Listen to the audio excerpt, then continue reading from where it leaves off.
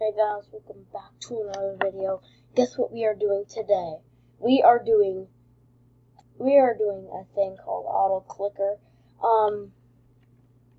So if you open Roblox, see I'm at texting sim. So you want to go in texting simulator here.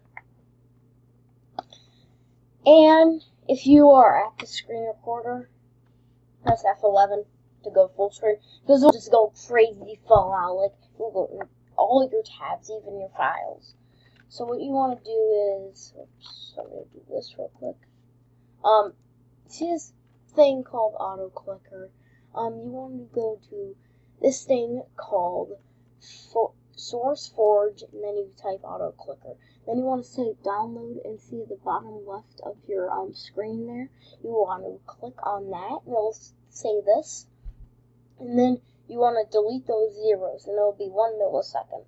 And then you want to hit enter, and then you want to do that, and then that, and then you want to hit left 11.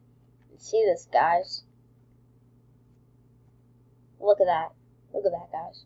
Look at that. F6. You keep spamming F6.